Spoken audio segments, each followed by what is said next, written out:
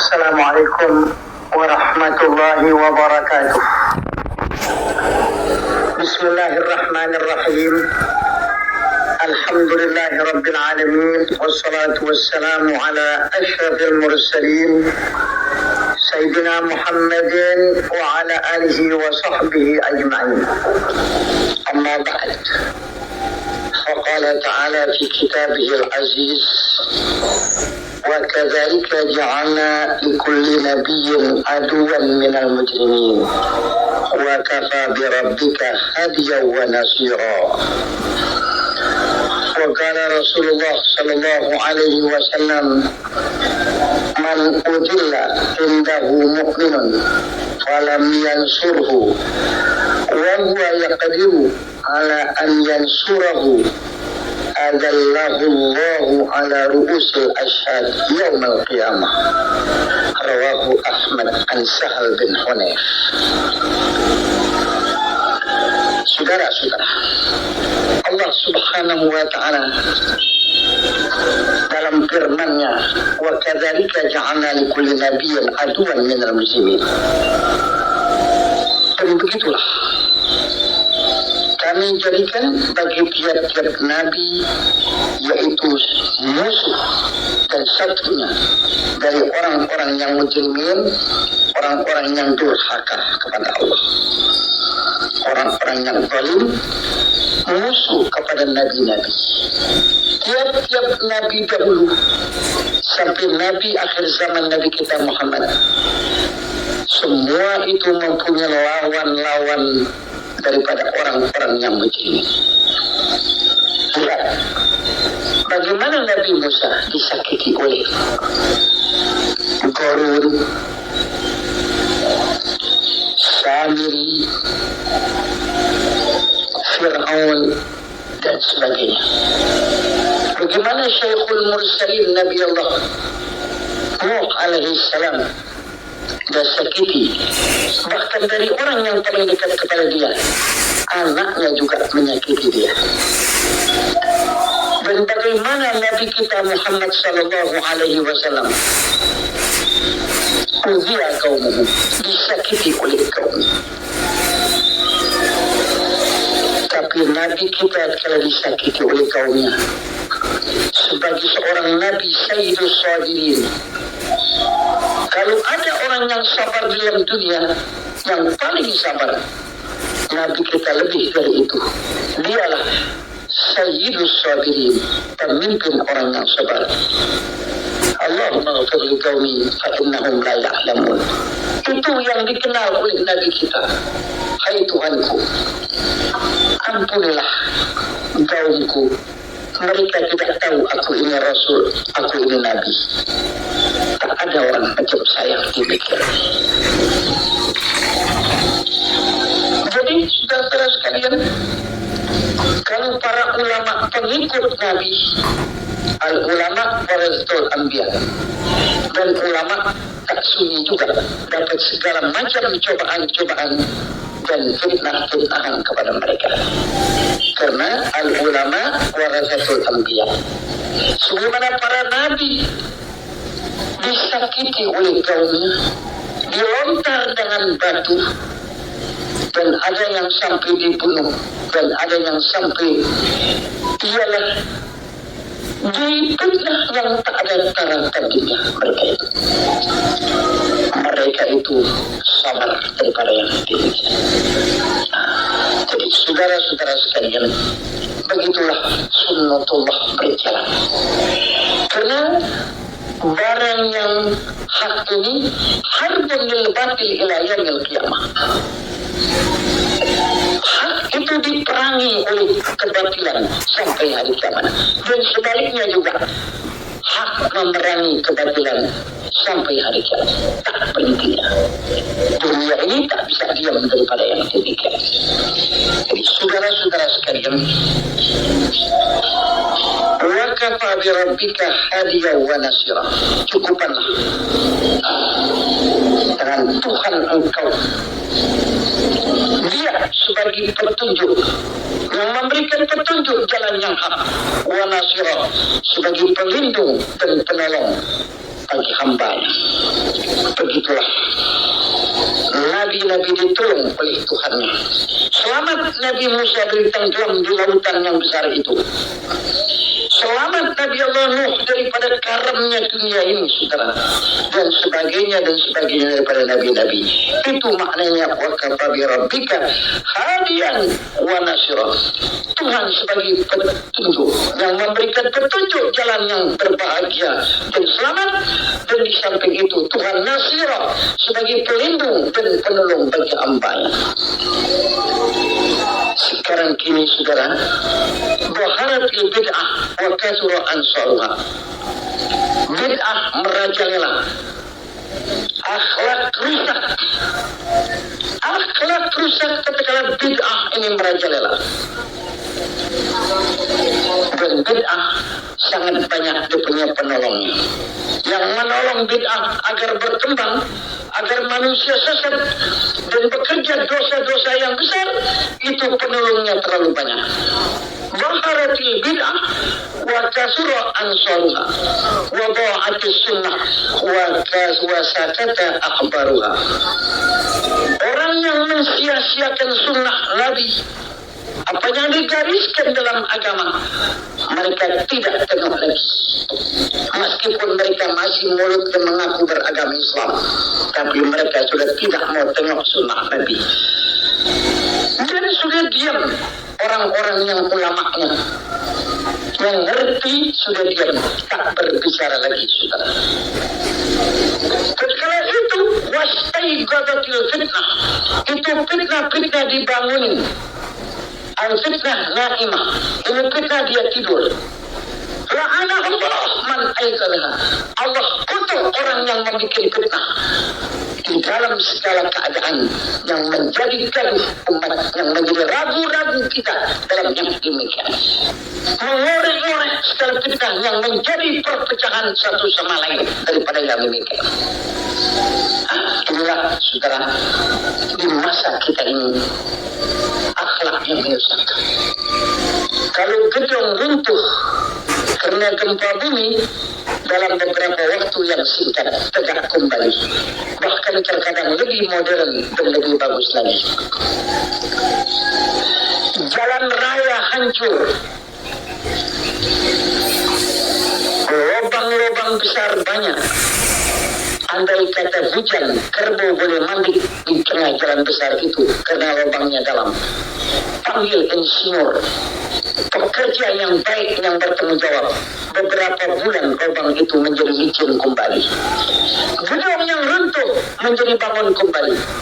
Sekarang akhlak yang sudah rusak, mana dokternya? Mana kiainya, mana gurunya, mana profesornya yang dapat memperbaiki akhlak yang sudah rusak ini, saudara. Jadi kebejatan akhlak ini lebih sukar dikembalikannya daripada gedung yang runtuh. Gedung yang runtuh mudah dibangun kembali, jalan raya yang hancur mudah licin kembali, tapi akhlak yang hancur sukar mendapat kembali lagi, saudara. Apabila akhlak sudah rusak, nilai kemanusiaannya turun lebih rendah daripada binatang. Wa innamal umamul akhlaqu ma baqiyat wa in hum dhahabat akhlaquhum dhahabu. Manusia akan habis kalau akhlaknya sudah habis, saudara. Mari sekarang kita hidupkan sunnah Nabi agar akhlak ini dapat bertahan. Akhlak samawi, akhlak yang dikirim oleh Allah dari langit atas turun, yang Nabi dikhitab wa innaka la'ala khuluqin azim. Akhlak samawi, akhlak langit, saudara-saudara sekalian, tapi ditinggalkan perang. Orang ikut akhlak al-kafirin, akhlak al-Yahudi wal Nasara. Itu yang berkembang, tapi akhlak Nabi mundur. Tabi'unna sunana man qablakum shibran bi shibrin wa dira'an bi dira'in hatta law anna ahadahum dakhala juhra dabbin kharibin la dakhaltumuh. Nanti kamu akan ikut akhlak orang yang dahulu daripada kamu. Nabi katakan, al-Yahud wa Nasara ya Rasulullah, galapangan. Apa nanti di akhir zaman orang akan ikuti akhlak Yahudi dan Nasrani ya Rasulullah? Kata Nabi, siapa lagi kalau bukan mereka kamu ikuti? Jejak mereka, minum mereka, gemsa mereka, maksiat mereka, kamu akan ikuti mereka itu. Sahabat berkata, al-Yahud wa Nasara ya Rasulullah, apa kami nanti di akhir zaman mengikuti jejak Nasrani Yahudi ya Rasulullah? Galapangan, siapa lagi kalau bukan kamu ikuti kepada mereka? Oh, ini saudara sekarang menjadi kenyataan. Apanya saja kita ikuti mereka, minumnya, dansanya, pelesirannya, makannya, gerak-geriknya, segalanya diikuti mereka, saudara. Masa yang akan datang begitu? Sibran bisibrin, satu jengkal demi satu jengkal kamu ikuti mereka. Wadiraan bidirain, satu depa demi satu depa, dan seterusnya kamu ikuti. Kalau andai kata mereka masuk di lubang biawak yang sulit, kamu akan ikuti jejak mereka itu sampai di sana, saudara. Kita ikuti, kita lihat semua bagus, apa saja yang mereka gerak-geriknya itu kita lihat cakap, kita lihat bagus, terharu, kita tertarik kepada apa yang kita lihat yang dikembangkan di mana-mana. Kita tertarik. Ini saudara. Hingga lau anna ahadahum jama'a imra'atahu fi tariq la fa'altum.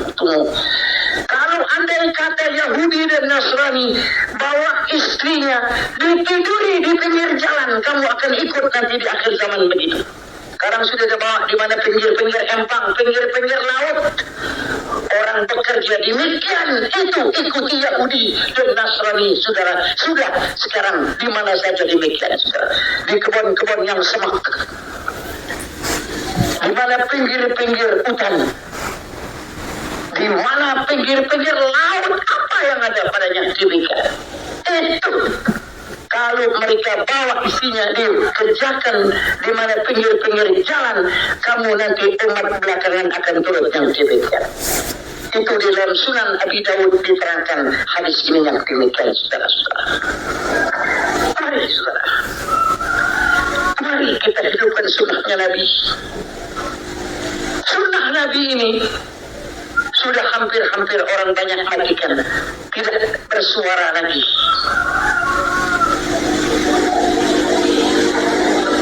Yang paling besar menghidupkan sunnah Nabi, ihya'ul ilm, hidupkan ilmu ini. Ilmu akhirat, ilmu agama sudah hampir-hampir tidak dapat pasaran lagi. Hampir-hampir nggak ada pasaran lagi. Anak kita nggak memegang buku agama, kitab agama, Quran. Dia tidak angkat Quran berhari-hari, berminggu-minggu, bahkan berbulan-bulan. Tak pernah angkat Quran, membaca Quran anak-anak kita. Sudah mau mati ini sunnahnya Allah. Mari kita hidupkan bersama kalau ingin kita selamat besok di hari kiamat. Jangan kitalah menjadi seorang muslim tapi bekerja yang menguntungkan di luar Islam orang. Yang menguntungkan orang yang di luar Islam, tapi kita ngaku muslim, yang kita kerja menguntungkan orang yang di luar itu. Nabi bersabda tentang hidupkan sunnah Nabi, man ahya sunnati faqad ahabbani wa man ahabbani kana ma'i fil jannah. Siapa yang hidupkan sunnahku, maka itulah orang yang cinta kepada aku, dan orang yang cinta kepada aku adalah sertaku besok dalam surga. Itu hadis Nabi yang diriwayatkan oleh Anas bin Malik. Di lain hadis, man ahya sunnati inda fasadi ummati falahu ajru 70 syahidan. Siapa orang hidupkan sunnahku di waktu manusia rusak akhlaknya, rusak segala-galanya. Kata orang sekarang, rusak dia punya moralnya. sudah tidak kenal lagi haram, tidak kenal lagi halal, tidak kenal lagi apa semua. Hantam kromo. Di masa itu kita hidupkan sunnah Nabi. Pendapat saja ummati waktu rusak umatku. Falahu ajru sab'ina syahidan, orang itu akan dapat pahala 70 orang mati syahid. 70 pahala syahid didapat oleh orang yang mau berjuang untuk menegakkan sunnahnya Rasul sallallahu alaihi wasallam. Wahai umat Islam sekalian, wahai saudaraku kaum muslimin, wahai saudara-saudaraku sekalian, mari dengan apa yang ada pada kita hidupkan sunnahnya Nabi. Marilah kita ajarkan saudara-saudara kita yang belum mengerti tentang agama ini, kita sampaikan kepada mereka. Itulah orang yang hidupkan sunnah Nabi. Bahkan Nabi bersabda dalam hadis yang lain, man ahya sunnati ba'dama umitat falahu ajru mi'ati syahid.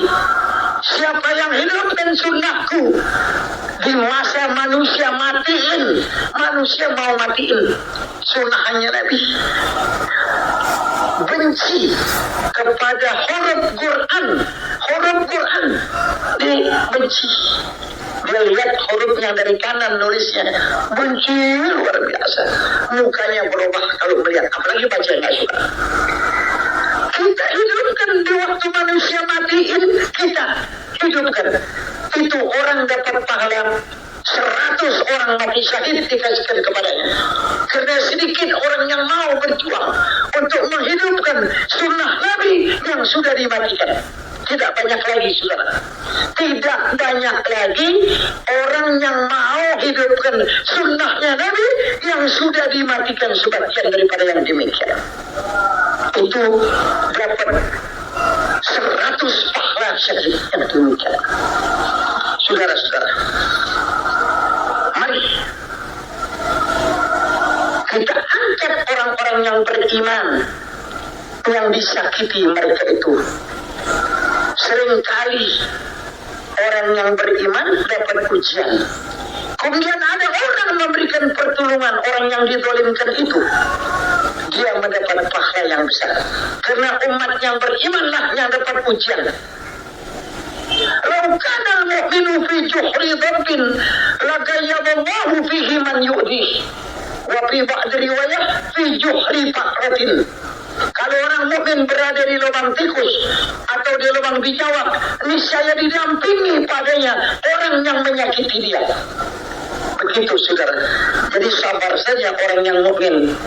Kalau ada orang yang di luar itu, atau orang yang porak-porak jadi orang mukmin, jadi orang muslim, tapi menyakitinya, sabarlah. Nabi berkata demikian, lau kanal mu'minu fi juhri faqratin lagayyadallahu fihi man yu'dih. Kalau orang mukmin berada di lubang bijawak atau lubang tikus, niscaya didampingi baginya orang yang menyakiti dia. Maka saudara sekalian, orang mukmin memang diuji lebih banyak daripada orang yang tidak beriman.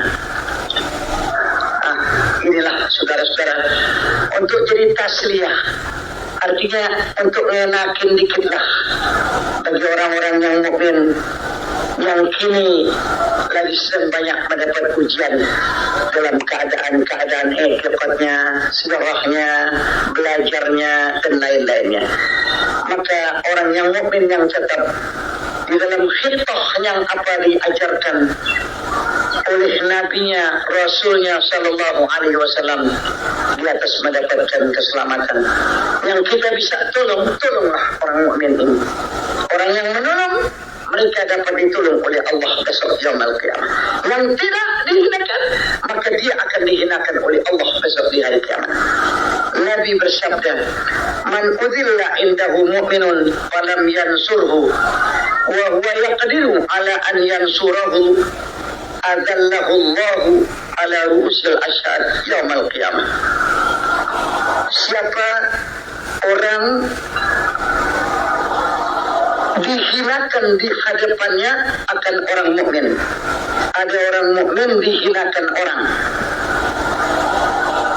Orang mukmin dihinakan orang di hadapannya. Kemudian orang yang bisa menolong tidak mau menolongnya itu. Dibiarkan saja masa bodoh. Falam yansurhu, maka orang yang bisa menolong tidak mau menolong orang mukmin yang dizalimkan itu untuk memberikan pertolongannya dan untuk memberikan jahnya supaya jangan orang itu disakiti atau dihina. Wa huwa yaqdiru ala an yansurahu, orang itu sanggup, kuasa dia bahwa memberikan pertolongannya terhadap orang mukmin yang dizalimkan itu. Dia tidak mau menolongnya, dibiarkan. Adallahu ala ru'usil ashhad yaumal qiyamah. Niscaya Allah akan hinakan dia di hadapan khalayak ramai, di mana hari kiamat orang itu dihinakan oleh Allah karena kamu lihat orang mukmin dizalimkan, orang mukmin dianiaya, kamu biarkan, tidak mau menolong kepada dia. Maka orang yang tidak mau menolong orang yang dihinakan dari orang mukmin tadi, maka dituntut besok di hari kiamat dia dihinakan di hadapan makhluk semua. Inilah manusia yang tidak mau memberikan pertolongan bagi orang mukmin yang dizalimkan yang demikian. Hadisnya, man udilla majhul, man udilla indahu mu'minun. Orang mukmin disakiti di hadapannya, maknanya dia tahu orang mukmin itu dianiaya orang. Falam yansurhu, dia tidak mau ulurkan tangan untuk menolongnya. Wa huwa yaqdiru ala an yansurahu, walhal dia sanggup bahwa ia menolong akan dia, boleh selamat orang itu. Adallahu ala ru'usil ashhad yaumal qiyamah. Niscaya Allah hinakan dia di hadapan khalayak ramai pada mahsyar. Di hari kiamat orang itu dihina karena dia tidak mau memberikan pertolongannya terhadap orang mukmin yang dihinakan oleh orang yang berwenang akan menyakiti kepada dia, dan orang-orang yang munafikin, orang kafirin menyakiti kepada orang mukmin, kita dapat menolong, tidak kita tolong. Itu kata Nabi, orang itu akan dituntut oleh Allah besok di hari kiamat. Kasihkanlah pernyataan. Karena kita, saudara-saudara sekalian, disuruh tolong menolong di atas jalan kebaikan. Kembangkanlah kebaikan dan tolonglah. Ini Nabi yang perintah, supaya jangan satu sama lain menzalimkan satu sama lain, karena kita bakal mati, bakal dituntut apa yang kita telah kerjakan, saudara. Mudah-mudahan hadis yang jarang kita dengar ini masuk di mana kalbu kita, menjadi kita orang yang suka menolong orang-orang. Dan siapa yang suka menolong orang, dia akan ditolong besok di hari kiamat. Itu biasa. Orang yang menolong, sekalipun bisa teri kalimat ini, sepotong kalimah, nolong maksiat atau nolong kebaikan, akan besok dibalas oleh Allah Subhanahu wa Ta'ala. Saudara, man a'ana ala maksiatin walau bisyatri kalimatin, siapa yang nolong maksiat dan kalipun sepotong kalimah, besok bersekutu sama dosanya. Seperti ada orang mau bunuh orang, kita katakan itu satu kalimat, tolnya tidak maka di orang itu dibunuh, kita sama dapat dosanya besok di hari kiamat, karena kita membantu separuh kalimat. Begitu juga kebajikan akan kita dapat besok pahalanya, ganjarannya, sekalipun sepotong kalimat kita ucapkan untuk orang itu menjadi baik daripada yang demikian. Begitulah memang agama ini menganjurkan orang menjadi baik. Saudara-saudara, mudah-mudahan apa apa yang kita dengar daripada hadis Nabi. Allah Ta'ala berikan kita taufik wal hidayah dapat menjalankan apa yang diperintahnya dan menjauhi apa yang dilarangnya. Saudara, kita berada di satu zaman yang memang berat menghadapi segala keadaan situasi dunia ini yang tak menentu keadaannya. Tapi orang yang beriman selalu penuh tawakal kepada Allah SWT, tidak kehilangan akal, tidak menjadi hatinya kerdil mendengar yang demikian. Mari kita kembali kepada Allah, kita tobat kepadanya dengan ucapan astaghfirullahaladzim, astaghfirullahaladzim, astaghfirullahaladzim, nadim min kulli syarr. Kita menyesal daripada segala pekerjaan-pekerjaan yang kita telah kerjakan yang dilarang oleh Allah Subhanahu wa Ta'ala. Inilah yang kami sampaikan. Wal afu minkum. Wassalamualaikum warahmatullahi wabarakatuh.